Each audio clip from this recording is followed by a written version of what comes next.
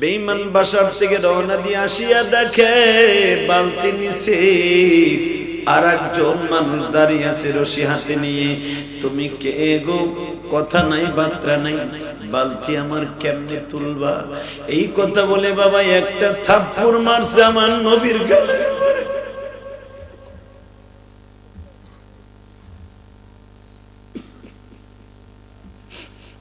নবী আমার বলে, আপনি আর একটা থাপ্পড় মারবেন না, আপনার বালতি তুলে দিলেই তো হয়। এত নিচের থেকে বালতি তুলবা, তোমার কাছে এমন কি লাঠি আছে? তাকায় দেখেন বালতি যিনি ফেলেছে তিনি উঠে দিবে। নবী আমার সবে মাত্র হাতটা বাড়াইছে, আল্লাহ জমিনের নিচে সমুদ্রের পানিকে বলে দিছে, নবীর গালটা লাল, তুই চাইছে থামসাতে খস।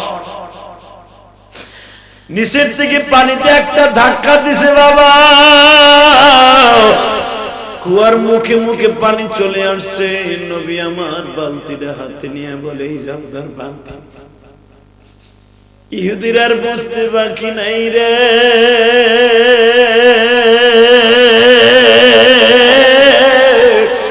এই লোকটা আর কেউ না,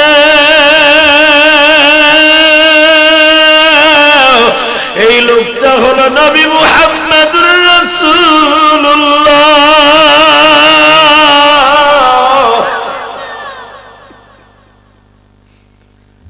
নবী আমার দপ্তরে চলে আসলেন। ইহুদি হাটটার দিকে তাকান, নবীর মুজিজার মধ্যে উল্লেখযোগ্য মুজিজা একটা, ইহুদি কিন্তু একটা কোপ দিয়ে হাত কেটে ফেলছিল। এক কোপে যেই ব্যক্তি বালতি পানিতে তার বালতি উঠে দিতে পারে, এই লোককে আমি থাবুর মারছি, আমার এই হাত এমনিও থাকবে না, আমার প্রায়শ্চিত্ত করতে হলে হাত কেটে ফেলতে হবে। এই ইহুদি হাতটা হাতে নিয়ে দৌড়ে নবীর রওজায়, নবীর বাড়ির সামনে হাজির, দাঁড়ায় বলে, আমার হাত চলে গেছে, এখন আপনি আমার জাহান্নামের হাত থেকে বাঁচান। হাতটার এইভাবে চাইপা ধরে নবীর রওজা হাজির, নবীর বাড়িতে হাজির। আমার নবী বলে, কি ব্যাপার? কালেমা আগে পারাইয়া জাহান্নামের হাত থেকে বাঁচান।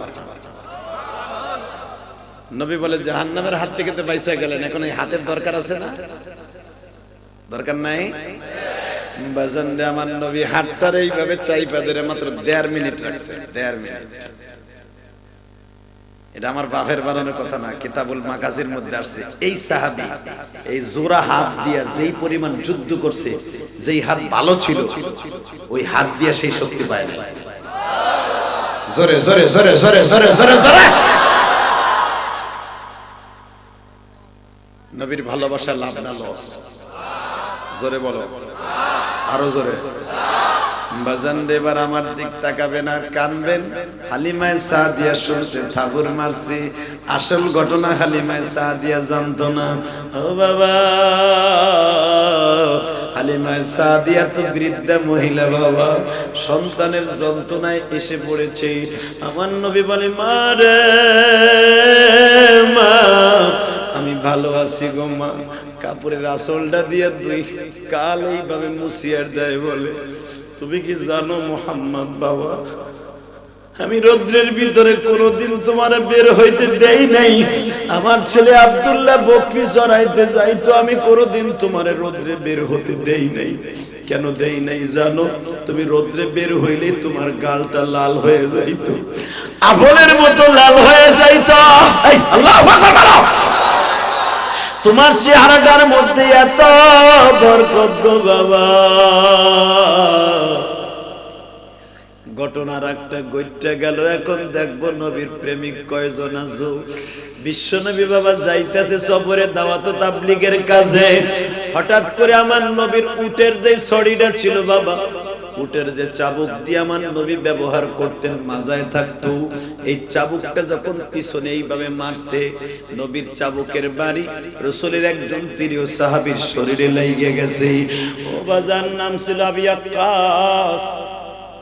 এই আবি আক্কাসের গায়ে যখন বাড়িটা লেগে গেছে, বেশি জোরে লাগে নাই, কিন্তু ছোট্ট একটা চিরুনির মতো দাগ পড়ে গেছে। আবি আক্কাস চিৎকার দিয়ে বলে, নবী গো, আপনি না বলছেন কিয়ামতের মাঠে কারো পরে ঋণ রাইখা মারা গেলে আল্লাহ কোনোদিন মাফ করবে না। ও নবীজি, একটা কথা জানতে চাই গো নবী, কি আপনি দেখেন আমার পিঠটা কি করছে? নবী বলেছেন, মাফ করে দাও তুমি আমারে। মাফ করতে পারি এক শর্তে, আপনি না কইছেন যে যা বলবে তাই করতে হইব, আমি আপনার একটা বাড়ি দিব। নবীকে আমার বাড়ি দিবা, তারপরে মাফ করে দিবা? হ্যাঁ। সত্যি দিবা? হ্যাঁ। সত্যি দিবা? হ্যাঁ। এই হাজদিরার নাম উদ্দেশ্যে বললা? কয় হ্যাঁ। এই কথা শুই না আমার নবী বলে, ঠিক আছে তুমি বাড়ি দাও, দাও তবু আমার মাফ করে দাও। আমার তো কত বেঈমানি বাড়ি দিল, কত জনে থাবুর দিল, আমি তাদেরকে যখন মাফ করে দিছি, তোমায় যখন মাফ করবাই না তখন আমার বাড়িটা দিয়েই আমার মাফ করে দাও। আরো জোরে বলতে পারেন না? আরো জোরে খাওয়া। আমরা কতজনরে কথা দিয়ে কষ্ট দিছি যুবক ভাই, কতজনরে কত বকা দিছি, কত বুকের ভিতরে পাহাড়ের সমান কষ্ট লয়ে ঘুরে, তুই জীবনে মাফ চাস নাই? তুই কি ভাবস তোরে আল্লাহ মাফ করবে? কোনোদিনও না। আই ক্যাম চ্যালেঞ্জ, কোনোদিনও না। মনে রাখবা, মেম্বার চেয়ারম্যান গুলো সর্বপ্রথম নবীর সাথে জান্নাতে যাবে। মেম্বার চেয়ারম্যান গুলো সর্বপ্রথম আবু জেহেলের সাথে জাহান্নামে যাবে। কেন জানো? একটা মাত্র কারণে, মেম্বার চেয়ারম্যানরা যদি সত্যিকারের জনগণের টাকা না মাইরা জনগণের হক ঠিক মতো বুঝায় দেয়, এই কোরআন হাতে নিয়ে বলছি, নবীর গাড়িতে সে জান্নাতে যাবে, ওমরের গাড়িতে জান্নাতে যাবে। আর জনগণের চাল চোর, টিন চোর, চেনি চোর, তেল চোর, বেটায় গম পাবে 5 কেজি, 3.5 কেজি দেয়, আর 1.5 কেজি মগার পর মগা মারে। মানে ওই 1.5 কেজি ওর লাগবে, আর ওই যে 13.5-14 বিঘা জমি এক দাগে, ওইটা ওর পোষায় না। ও ঘুমায় এসির মধ্যে, ওটা পোষায় না। ওই 1.5 কেজি গম ওর লাগবে। কথা কর না কেন? জোরে কর, জোরে কর। আমার দেশের রত্ন মাননীয় প্রধানমন্ত্রী ঈদ খরচ দিয়েছে করোনার ভিতরে 2500 করে টাকা। হেইডা চেয়ারম্যানের বাইক নিয়ে মামা, খালু, বোন নামে 8টা কার্ড বানাইছে। বোন নামে 8টা নাম, জিনিস একখানি, নাম 8টা। কথা কর না কেন? এটাও তো ধরা খাইছে, খায় নাই? মাননীয় প্রধানমন্ত্রী বলতে বাধ্য হইছে, যদি আমি কাফনের কাপড়ে দেই তাও চুরি করবে না। তাহলে তুমি কয় নাম্বার জান্নাতে যাবে না? শুধু আমি একটা সত্য কথা বলবেন, আল্লাহ রাসূল সাল্লাল্লাহু আলাইহি ওয়াসাল্লাম বলেছেন, এই জমিনের মালিক কে? আল্লাহ নিজে বলেছেন, যে ব্যক্তি জনগণের টাকা মাইরে খাবে কোনোদিন মাফ করবে না। ভাই হক ঠগায় মারবে, কোনোদিন সে মাফ পাবে না। ঠিক না বেঠিক? ছোট ভাইরে বড় ভাই ঠগায় একাই, বড় ভাইরে ছোট ভাই ঠগায় একাই। ছোট ভাইয়ের ভাইয়ের পোলা হলো 8টা, বড় ভাইয়ের মাইয়া হলো 4টা। বেটার শক্তি নাই, আছে না নাই? ছোট ভাই শক্তি নাই, বড় ভাই শক্তি আছে। দেখা যায় বড় ভাইরে ছোট ভাই ঠগায় খায়, এরকম আছে না? কোনদিন আল্লাহ মাফ করবে না। যত নামাজ পড়েন, যা কিছু করেন, কোনো তা কাম হবে না। বাজান রে, এবার আমার দিকে তাকান। বিশ্ব নবী কেন বললেন, আমি তোমার ঋণ রাইখে যাইতে রাজি নাই? তুমি কোন কোয়ালিটিতে আমারে মারবা গো? কেমনে মারবা? আপনি আমারে বাড়ি দিছিলেন তখন বাজছিল 11টা, আমি আগামী কালকে 11টা আপনার বাড়ি দিব, আজকে না। নবী বলেন আমি রেডি। আপনারা জানেন আমার বিশ্ব নবী এমন একজন মানুষ ছিলেন, লাকাদ কানা লাকুম ফি রাসূলিল্লাহি উসওয়াতুন হাসানাহ। আমার নবীর চাইতে উত্তম চরিত্রের অধিকারী পৃথিবীতে কেউ নাই।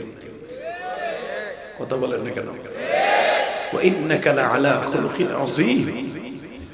স্রষ্টার সৃষ্টিজীবীর মধ্যে আমার নবীর চরিত্র ছিল আকাশচুম্বী। আবার নবীর মতো এত সুন্দর চরিত্র অধিকারী কোন মানুষ আল্লাহ বানায় না। বাজান রে, এবার আমার দিকে তাকান। বিশ্ব নবী বললেন, কবে মারবা? আগামী কালকে 11টার সময়। মদিনার মুনাফিকগুলা বলতেছে, এইবার দেখা যাবে মুহাম্মাদের বাহাদুরি কই যায়, মুহাম্মাদের ছাত্র মুহাম্মাদের গায়ে বাড়ি মারবে, দেখে আমরা মজা নিবি। বাজান রে তোরা এমনি করে উপহাস করতাছে। হঠাৎ করে হযরত আবু বকরের কানে খবর গেল আবার বিশ্বনবীকে বাড়ি মারবে আবি আক্কাস। রাতের অন্ধকারে চলে গেল আবি আক্কাস। একটা কথা শুনবা, আবি আক্কাস বলে আমি জানি আপনি কি বলবেন, সুযোগ সব সময় আসে না, সুযোগের সব ব্যবহার করতে হয়। আবু বকর আপনি তো নবীর শ্বশুর, আমার নবীরে আমি বাড়ি মারবো এই কথা শুনে আমার বাড়িতে আসছেন। আপনি নবীরে দেখছেন, নবীর জন্য মায়া বেশি, আমরা নবীরে দেখছি মাত্র কয়েক বছর। সুযোগ সব সময় আসে না, আমার একটা সুযোগ পাইছি, সুযোগটা কাজে লাগাই দে। এ দাদা ভাই, আল্লাহর পাগল আবু বকরকে যখন কোনো চান্স দিল না, হযরত ওমর রবির রাত্রে যায় বলে আবি আক্কাস রে, আমি ওমর কিন্তু মক্কে জিন্দেগিতে জানোয়ারের চাইতে বেশি ভয়ঙ্কর ছিল। আমি ওমর মুসলমানকে ফার্মের মুরগির মতো টেনে ছিঁড়ে ফেলতাম।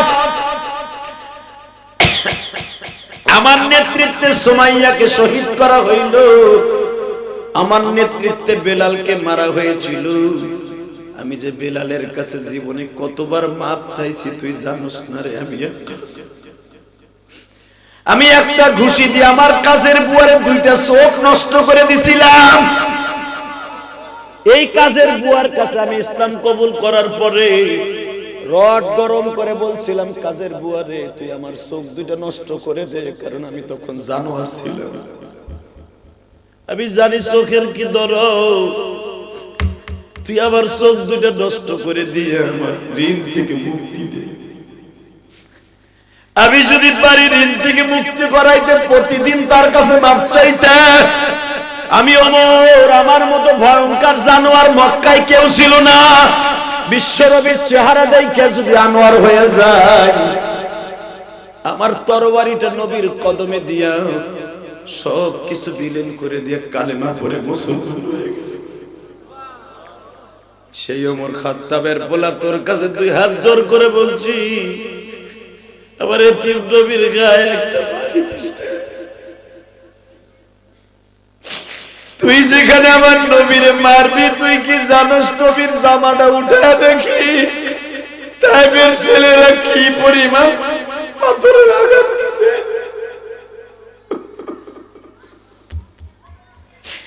আমার নবীর পিঠের মধ্যে জামাটা কোনো একদিন উঠাইয়া দেখিস টাবি আক্কাস, নবীর পিঠের মধ্যে কালো কালো গোশতের টুকরা গুলা জায়গা রয়েছে। আমি আক্কাস বলে আপনি যা কিছুই বলেন, সুযোগ সব সময় আসে না। আমি আক্কাস রে,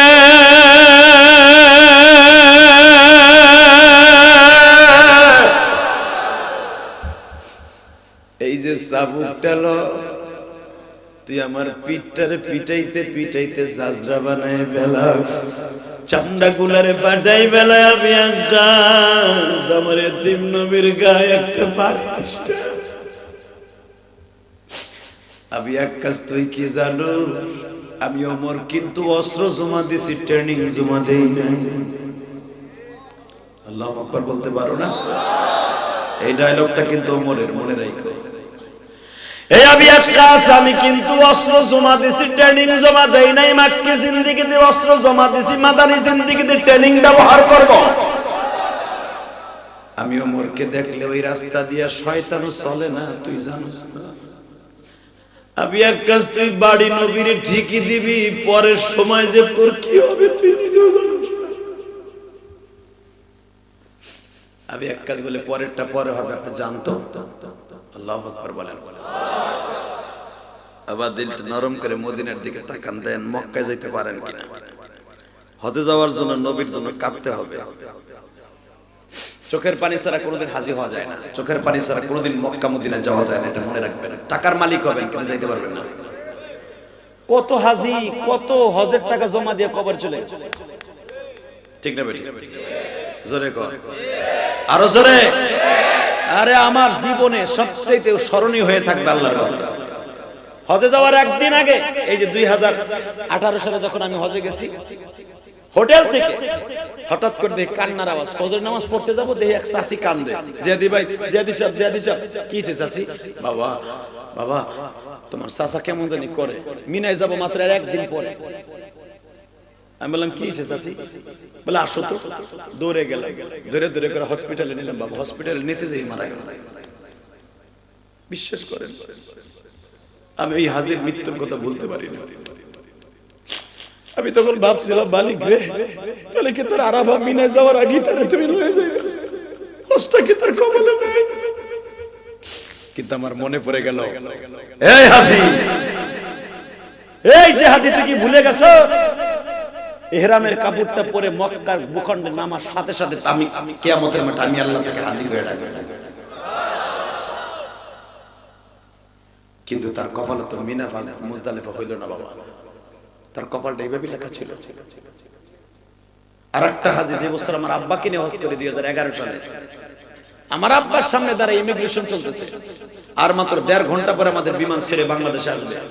আমার আব্বার সামনে থেকে একজন হাজি দাম করে পড়ে গেল। 5 মিনিট পরে ওই দাঁড়ানো অবস্থায় পুলিশ চলে আসলো। আইসা পুলিশের কোলে নেওয়ার সাথে সাথে লোকটা মারা গেল। বিশ্বাস করেন ওই মহিলা কান্দে আর বলে, আমি আমার স্বামীরে রেখে যাবো না, আমার স্বামীর আমার লাগে যে বলে লই যাবো। কারণ আবার 8টা ছেলে সিঙ্গাপুর থাকে, আবার বের জামাই সিঙ্গাপুর থাকে, আবার ছেলেরা এয়ারপোর্ট থেকে বিদায় দিয়ে কইছে মা আব্বার দিকে খেয়াল রাখো, আব্বা স্ট্রোকে তো কি বাইপাসে রোগী, আমি আমার সন্তানদেরকে কি জবাব দেব, আমি আমার স্বামীরে দিয়ে যাব না। আমি যখন বললাম মা আপনার স্বামীর আমার এই চাচা হাজি সাহেবকে একবারে মা খাদিজাতুল কুবরা রাদিয়াল্লাহু তাআলা আনহার কবরে শোয়াই দিবেন। আল্লাহু আকবার বলতে পারেন না? মা খাদিজা যেই কবরস্থানে শুয়ে আছে, মা ওই কবরস্থানে চাচারে কবর দিবে। চাচি কোনো কথা শুনে না। মা এটা মক্কার ভূখণ্ড, এখানে আপনার স্বামীরে দিবে না তারা, আর আপনার তারে দেরি করে বিমানটা দেরি হইব। মা আপনার জন্য 450 যাত্রী অনেক কষ্ট করবে, দোতলা বিমান। মা 450 যাত্রী আপনি তাড়াতাড়ি করে নিদাবি লিখে দেন লাস্টারে। সে মহিলা কোনো কথা শোনে না। 3.5 ঘন্টা বিমান ডিলে হলো। লাস্টে বিশ্বাস করেন, এখন দিলটা নরম করবেন, আমি দেখছি স্বামী স্ত্রী ভালোবাসা, এরকম ভালোবাসা কোনোদিন দেখি নাই। বিশ্বাস করেন এই হাজির লাস্টারে বুকে নিয়ে এই মহিলা বলে, তুমি আমার সাথে কইয়া যাও, তুমি আমার কাছে বইলে যাও, আমি যদি আসি তোমার কাছে তুমি আমার এইভাবে খুলে নিও, মরার পরে এইভাবে খুলে নিও। যেভাবে মা খাদিজা নবীর কোলে নিছে, আমি তোমার কোলে দিয়ে বিদায় দিলাম, তুমি কি আমাদের মাঝে আমার এইভাবে খুলে নিও, খুলে নিও। বিশ্বাস করে এরপরে হাজার হাজার ছাত্রী সবাই কাঁদলে। বাবা আমি আপনাদের দুটো পাও ধরে বলছি, স্বামী স্ত্রী ভালোবাসা কিন্তু এমনই হওয়ার দরকার। কথা ঠিক না ঠিক? আল্লাহর পাগল চলে গেলেন, বিদায় দিয়ে দিলাম। বিশ্বাস করেন মহিলাটা 6 ঘন্টা আমাদের বিমান আসতে বাংলাদেশে লাগলো, 6টা ঘন্টাই মহিলা কাঁদছে। আল্লাহু আকবার জোরে বলতে পারেন না? বিমানবন্দরের নাইমা যখন তার জামাই মেয়ে জামাইরা তাকে রিসিভ করতে আসছে, মহিলা একটা দৌড় দিয়া বেহুশ হয়ে পড়ে গেছে। বিমানে ভালো, জিদ্দায় ভালো, হালাকে বাবা বাংলাদেশে এই মহিলা বেহুশ হয়ে পড়ে গেল। তারপরে খবর জানি না গো বাবা, কারণ আমি তো আমার বাসায় চলে আসছি।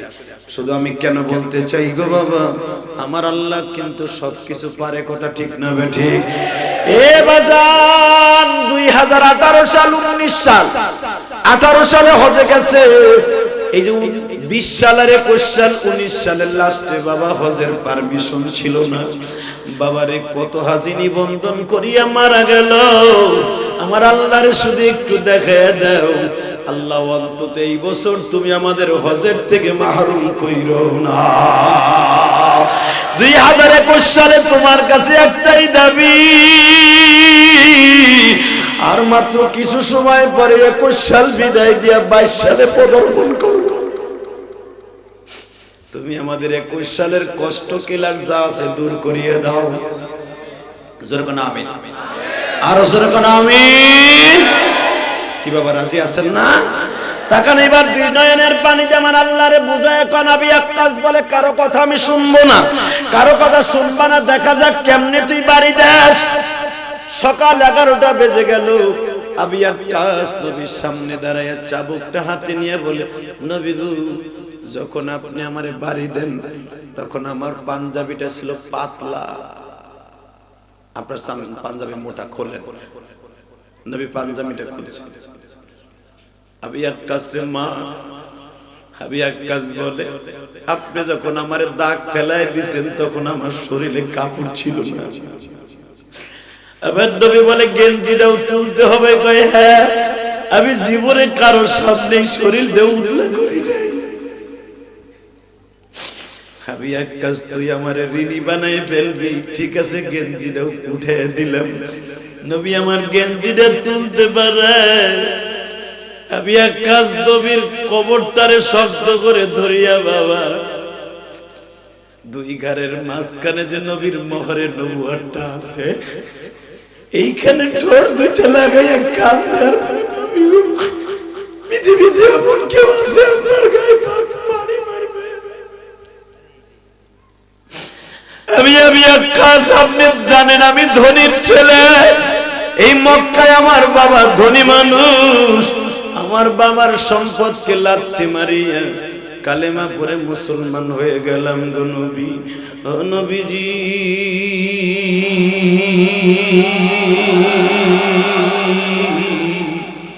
আপনার সুন্দর চেহারা দেখে পাগল হয়ে গেল। আমার জীবনে একটা আশা ছিল আমি আপনার মোহরে নবুয়তটা দেখব।